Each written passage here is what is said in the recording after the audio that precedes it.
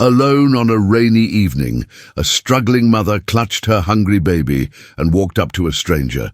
She barely had the courage to speak, yet what she asked next would change both their lives forever. Before we dive in, tell us in the comments where in the world you are watching.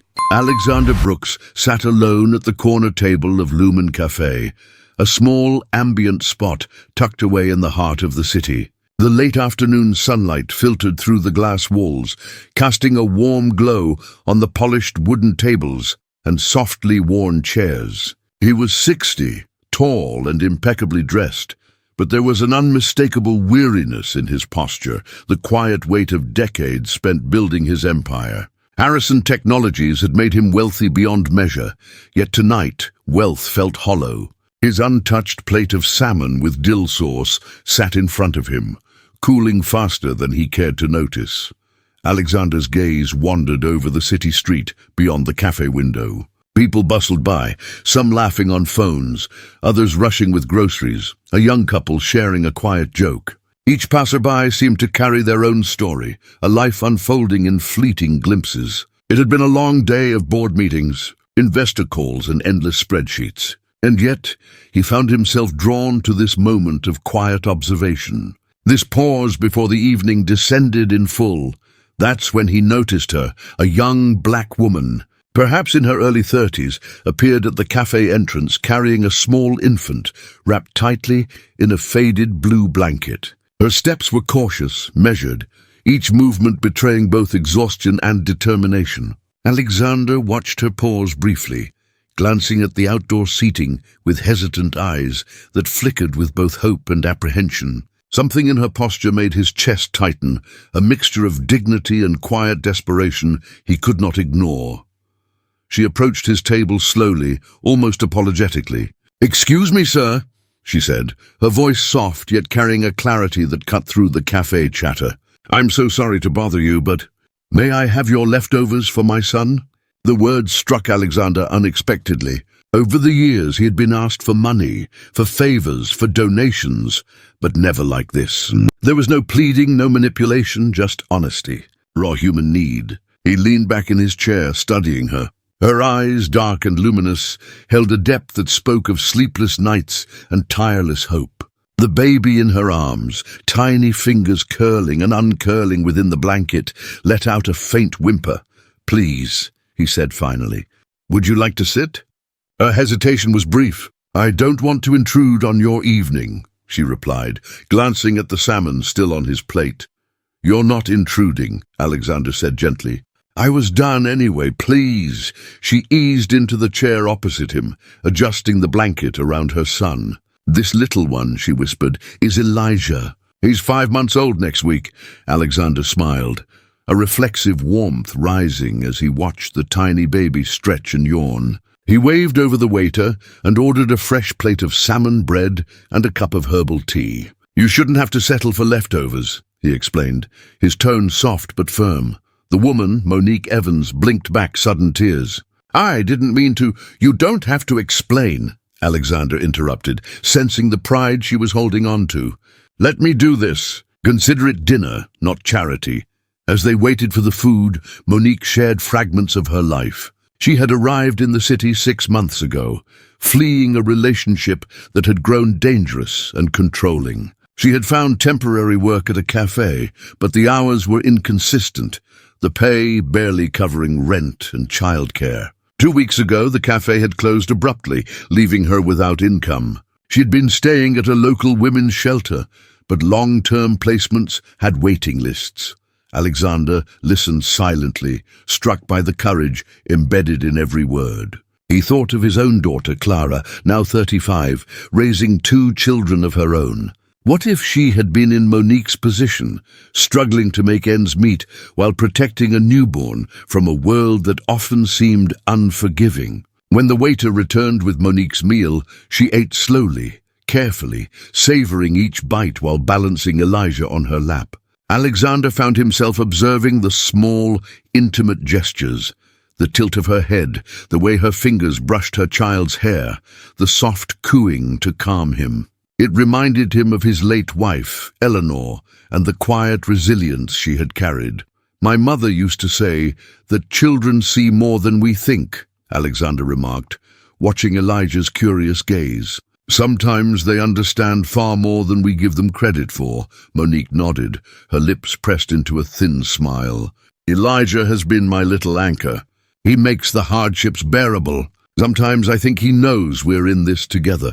Conversation flowed naturally after that. Alexander spoke of Eleanor and their efforts to help families in need through the Brooks Foundation. Monique spoke of her dream to finish her nursing degree, to provide Elijah with a life of stability and love she hadn't known herself as a child. There was a rhythm to their exchange, a quiet, unexpected harmony that made both feel seen.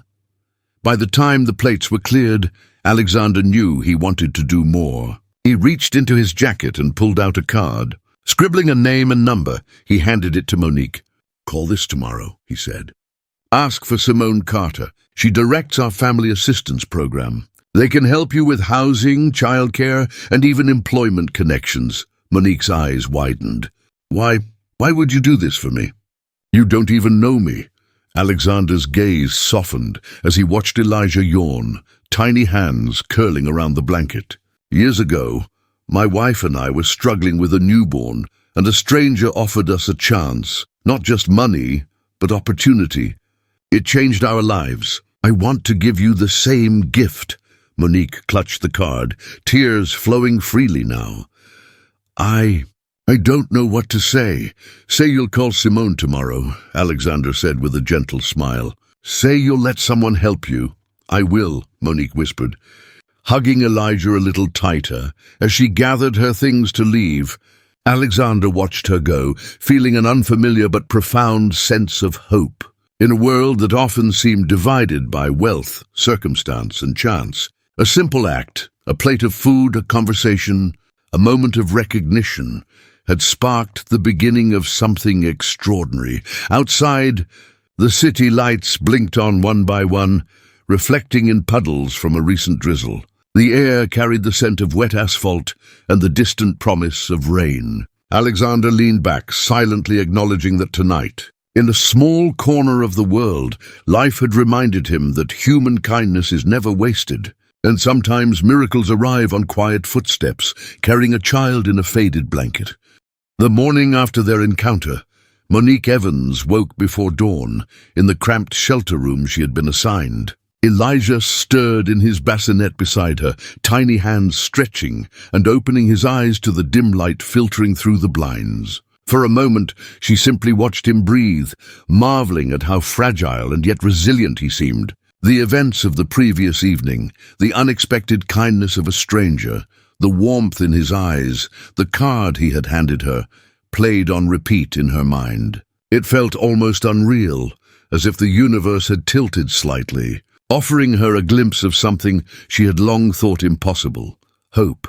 After feeding Elijah and getting him settled, Monique sat at the small table in her room, staring at the card from Alexander Brooks. The words, "Call Simone Carter, Family Assistance Program," seemed to glow under the early morning light. Her fingers traced the letters repeatedly, as though by touching them she could absorb courage. Pride warred with desperation. She had spent so long doing everything alone, pushing herself through every obstacle with determination and stubbornness. Asking for help felt like admitting failure, but Alexander's eyes had said otherwise. There had been no judgment, no condescension, only understanding. She took a deep breath, promising herself that she would call.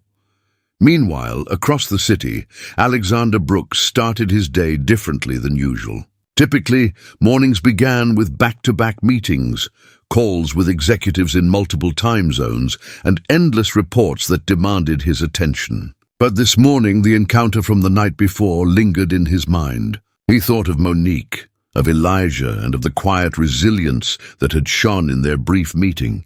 He realized that in all his years of wealth and accomplishment, he had rarely felt the kind of human connection that had unfolded over a simple dinner. Something had shifted within him, a renewed sense of purpose, a reminder of why he had started the Brooks Foundation decades ago with Eleanor. By mid-morning, Monique dialed the number. Her hands trembled slightly, and her voice wavered as she spoke to Simone Carter, the director Alexander had mentioned. She explained her situation succinctly but honestly: the abusive past, the struggle to find work, the temporary shelter, and her desire to pursue nursing school. Simone listened with patience, her tone gentle but professional, assuring Monique that help was available and that this wasn't charity, it was an opportunity to rebuild. Monique felt a warmth spread through her chest, the first glimmer of relief she had allowed herself in months. Later that afternoon, Alexander made a discreet call to one of his trusted contacts in the hospitality industry, a friend named Jonathan Hayes. He spoke carefully, emphasizing not just Monique's immediate need for employment, but the qualities he had observed the previous night: grit, intelligence, and unwavering dedication. Alexander did not ask for a favor in the usual transactional sense. He merely highlighted the potential in someone who had been overlooked, the same way he himself had once been given a chance by a stranger decades ago. By evening, Monique found herself sitting in a modest interview room at a downtown hotel. The manager, a kind-eyed man named Peter, greeted her warmly. Alexander had spoken to him, subtly preparing him to see not just a job applicant, but a person of character, someone who carried both responsibility and resilience in her every gesture. Monique's nerves were present, but she drew strength from the memory of Alexander's encouragement. She spoke confidently about her work ethic, her passion for nursing, and her commitment to providing a stable life for Elijah. Her honesty, combined with an air of quiet determination, left a deep impression. When she returned to the shelter that evening, exhausted but hopeful, Monique allowed herself a rare moment of reflection. She rocked Elijah gently in her arms, noticing how he seemed to sense her newfound optimism. She whispered to him softly, promising that things would get better, promising that this was only the beginning of a different life. Somewhere deep inside, she felt the flicker of hope growing, a fragile ember that had been nurtured into a small flame. Alexander, too, reflected on the day with quiet satisfaction. In the midst of his busy schedule, he found moments of gratitude for the small miracles that life occasionally offered. He thought about the invisible threads that connect people, the power of seeing someone, truly seeing them, in their humanity. The encounter with Monique had reminded him that wealth, power, and success were meaningless if they could not be shared in ways that uplifted others. Over the next few weeks, Monique began to experience subtle but significant changes in her life. With guidance from Simone Carter and the support of the Brooks Foundation, she found temporary housing that was safe, warm, and quiet enough for both her and Elijah. She secured her position at the hotel, working morning shifts while continuing to search for evening classes that would allow her to pursue her nursing degree. Each day brought its challenges: sleepless nights, long hours, and moments of doubt. But the memory of Alexander's kindness served as a constant reminder that she was not alone. One evening, as she returned from her shift, she noticed a small envelope slid under her apartment door. Inside was a handwritten note: "Your courage is your compass. Keep moving forward. A." She held it close, feeling an overwhelming sense of validation.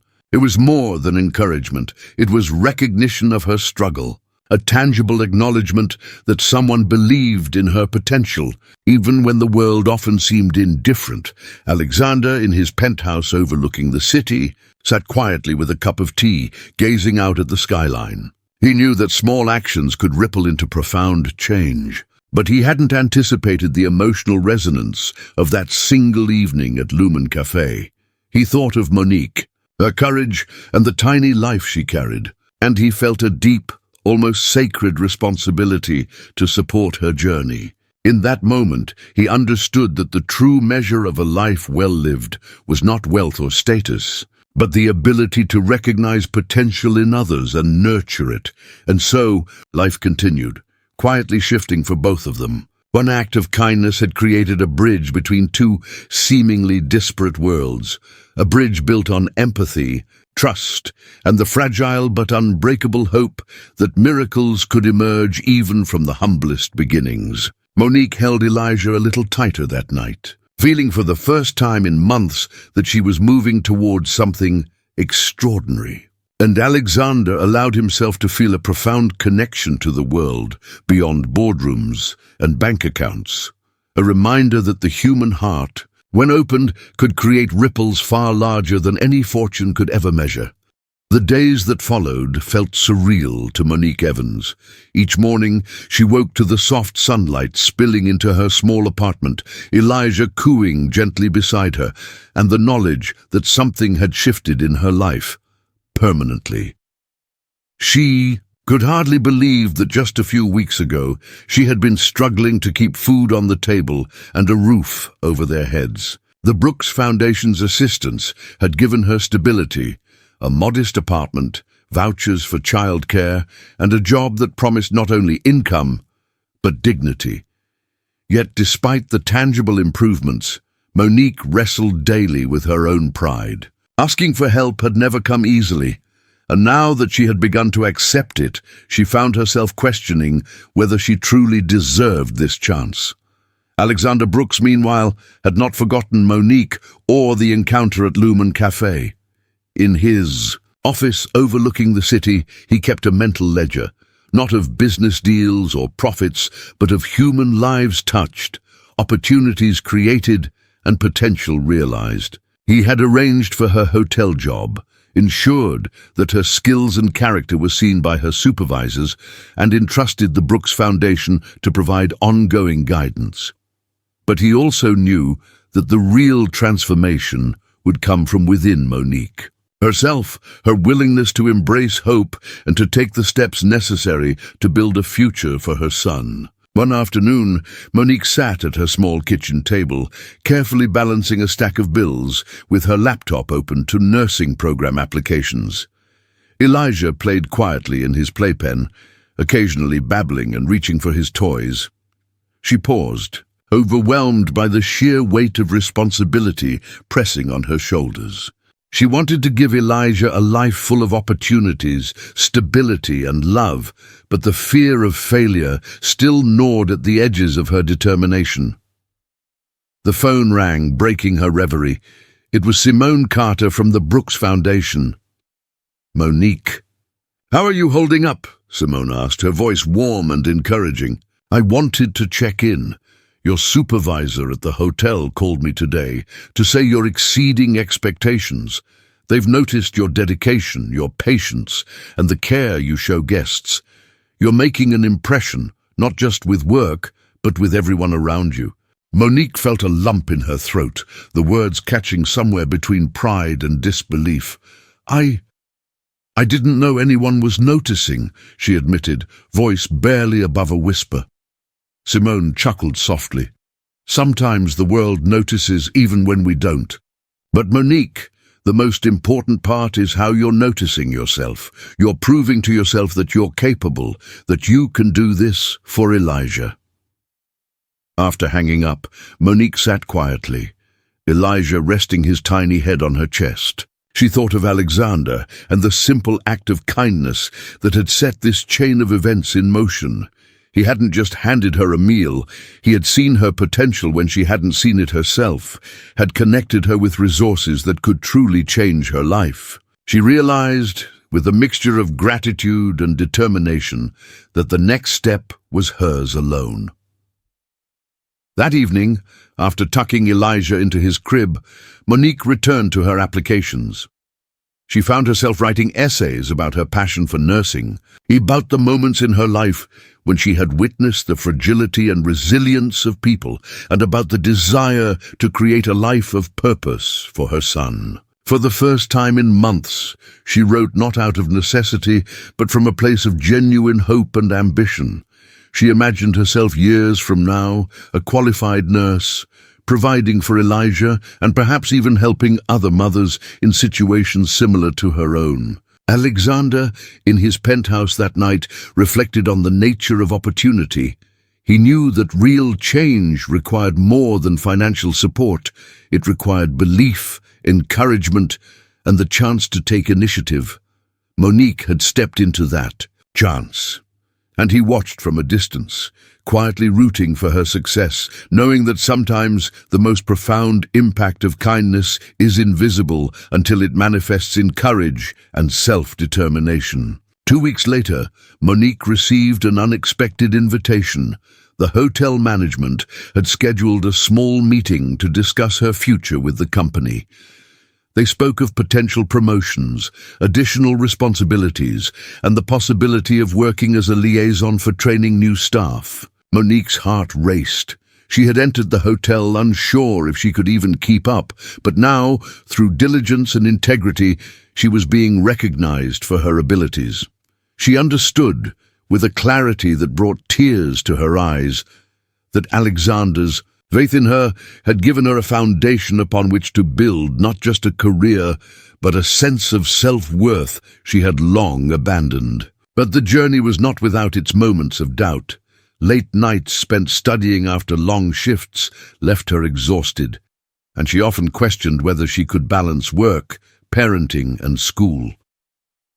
There were days when Elijah cried endlessly, and she felt the weight of the world pressing down. Yet each time she faltered, she remembered Alexander's words, that her courage was her compass, that asking for help was not weakness, and that her potential had always existed, waiting for her to claim it. One rainy afternoon, as Monique navigated the crowded streets with Elijah bundled in his stroller, she felt a deep sense of gratitude. The rain soaked the sidewalks and blurred the city lights, but it no longer felt oppressive. It was cleansing, symbolic of the changes in her life. She realized that Alexander's intervention had done more than provide immediate relief. It had created a ripple of possibility that she had embraced with all her heart. Alexander, watching the city from his office, felt a quiet satisfaction as well. The miracle of their meeting had not been instant wealth or sudden transformation. It had been the slow, steady unfolding of opportunity, courage, and perseverance. He reflected on Eleanor's teachings about human kindness and the unseen ways it can shape lives. He had given Monique a bridge. It was now her journey to walk across it. By the end of part 3, both Alexander and Monique understood a simple truth. Transformation rarely comes from a single act. It comes from the combination of kindness, opportunity, courage, and persistence. One evening, Monique sat by the window, Elijah asleep in her arms, writing a heartfelt letter to Alexander. She struggled to find words worthy of his impact, but eventually she wrote about hope renewed, dreams pursued, and the undeniable truth that a single moment of recognition and empathy could alter the course of 2 lives forever. Months passed, and the rhythm of life for Monique Evans and Elijah slowly began to solidify.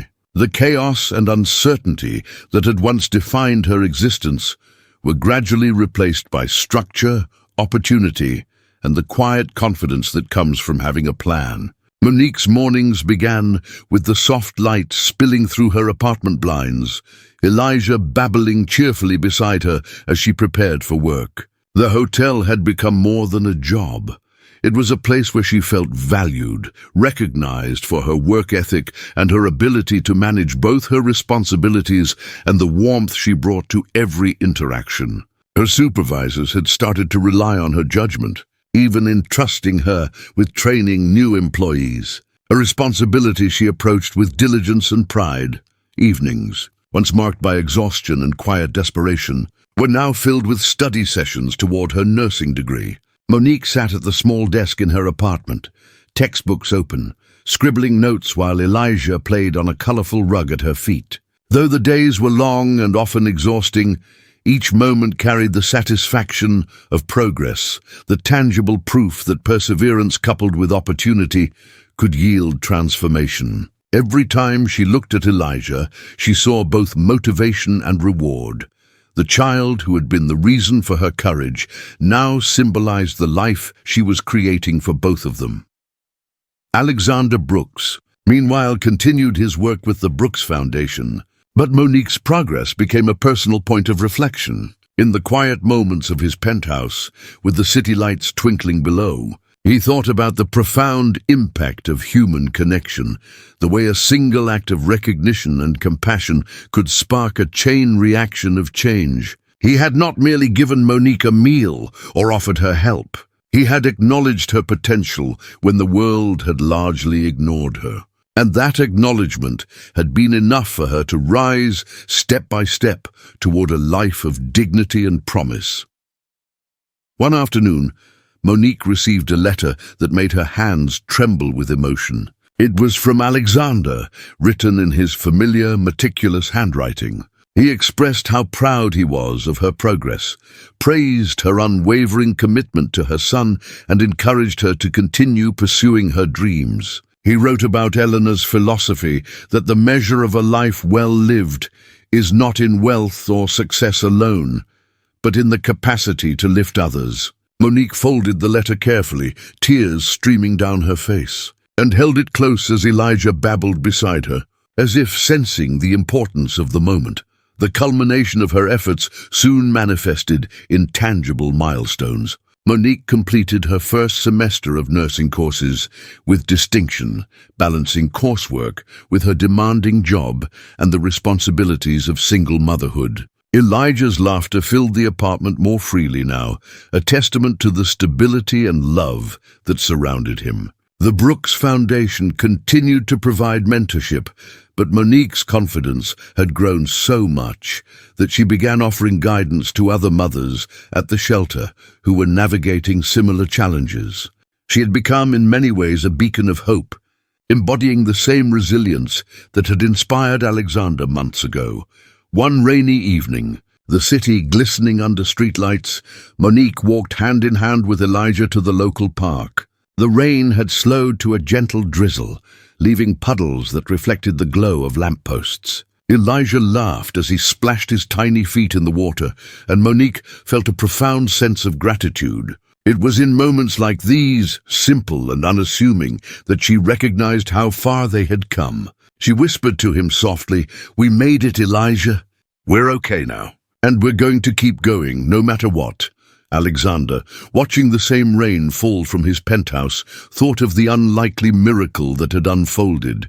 A polite request for leftovers had transformed into a chain of events that reshaped two lives. He reflected on the fragile beauty of human kindness, on how seeing someone, truly seeing them, can ignite hope, courage, and change. He understood now that his role was not to create miracles directly, but to provide the spaces and opportunities where they could emerge, and to trust that individuals like Monique could rise to the occasion. Months later, Monique decided to visit Alexander's office to express her gratitude in person. Dressed simply but with quiet elegance, she entered the building carrying Elijah in his stroller. Alexander greeted her warmly, surprised and moved by the progress she radiated. Monique shared stories of her first successful work projects, her academic achievements, and the joy she found in seeing Elijah thrive. She spoke with humility, but with a quiet confidence that spoke volumes. The woman who had once approached a stranger for leftovers was now a force of resilience and hope. Alexander listened, heartful as Monique spoke. She handed him a small envelope containing a drawing Elijah had made, a rainbow stretching across a sunlit sky. "This," she said softly, "is how he sees the world now. Full of possibilities because someone saw us and believed." Alexander accepted the drawing, tears prickling the corners of his eyes, realizing that the true miracle was not the assistance provided, but the transformation it had sparked, a life reclaimed, dignity restored, and hope renewed. As Monique and Elijah left, Alexander stood by the window, watching them disappear into the city streets, umbrellas bobbing in the rain. He felt a deep sense of fulfillment and clarity. The world was vast, complicated, and often indifferent. Yet in that vastness, acts of empathy and recognition could ripple outward, creating miracles in the quietest ways. That night, Alexander wrote in his journal, reflecting on the power of connection. "Sometimes the smallest gestures open doors we never imagined. Sometimes seeing someone truly seeing them is enough to change everything, and in that realization, he understood the enduring truth. Kindness does not just uplift the receiver, it transforms the giver as well. In the delicate balance of giving and receiving, both lives had been forever altered. Monique had discovered strength she never knew she possessed. Elijah had been given a childhood filled with love and stability. And Alexander had been reminded of the profound impact of truly seeing another human being. In the gentle drizzle of the city, life had quietly, miraculously shifted, one act of compassion at a time.